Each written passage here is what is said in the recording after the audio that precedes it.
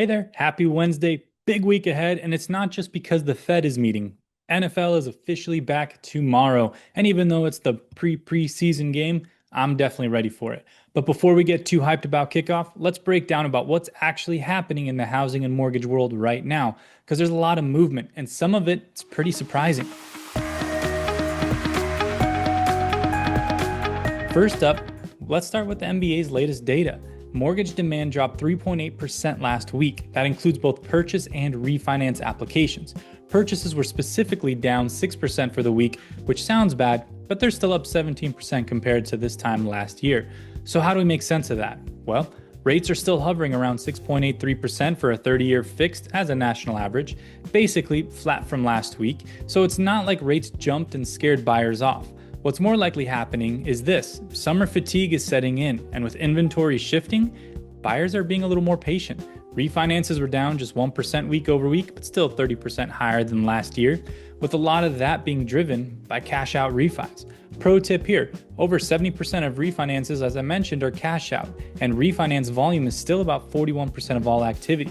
That means almost 30% of all loans right now are people pulling equity out of their homes. If you're not already reaching out to your past clients about debt consolidation or a way to pull some cash out to maybe buy an investment property or two, today's the day. Homeownership rate does hit a 5-year low. It is a bit concerning, right? The homeownership rate dipped to 65% in second quarter, which is the lowest rate since 2019. Affordability is still the wall we keep running into. Here's a quick breakdown. The Midwest leads the pack with nearly 70% of ownership, while urban areas are lagging. Under 35 buyers, just 36.4% own. Also, a low not seen since before the pandemic.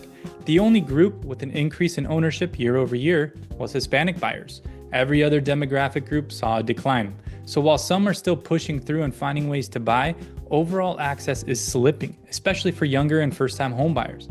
Now we've been hearing some capital gains tax elimination chatter around the block.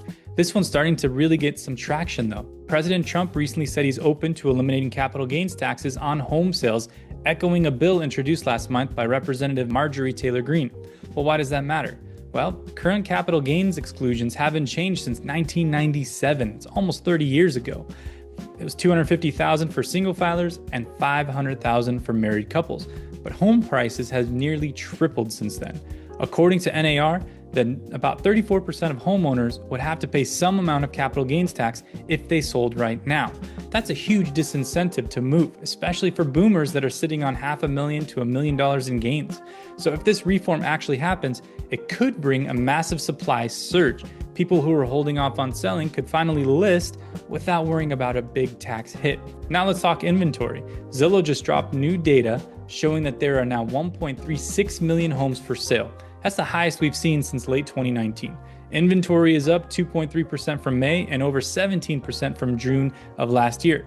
But here's the kicker: 26.6%, so just under 27% of those listings had a price cut. That's also the highest June number since Zillow started tracking this. Well, what does that tell us? It tells us the market is shifting. It's not a buyer's market yet, but we're seeing more balance, especially for well-qualified buyers who don't have to fight over every home. But affordability is still the elephant in the room. Even with more choices, many first-time buyers still feel locked out due to rates, prices, or both.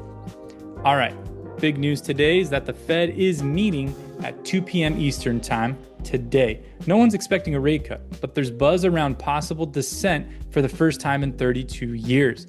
If even two Fed governors disagree with the pause, it sends a message that opinions are starting to diverge.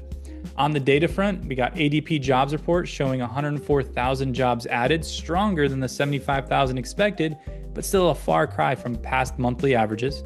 GDP for quarter two came in at 3%, but don't let that number fool you. Most of the boost came from weak imports, which actually helped GDP numbers due to how the formula works. If you average out quarter one and quarter two, GDP growth is closer to 1.25%. That's stall speed growth. So while the headlines sound rosy, the underlying trends they're more muted. According to Apartment List, rent prices were flat in July and down 0.8% year over year. The real story? Vacancy hit a new high of 7.1%. Well, why does that matter? Higher vacancy usually leads to more price cuts, which helps the shelter component of inflation. That's good news for buyers and even better news for the Fed as they watch those shelter numbers closely.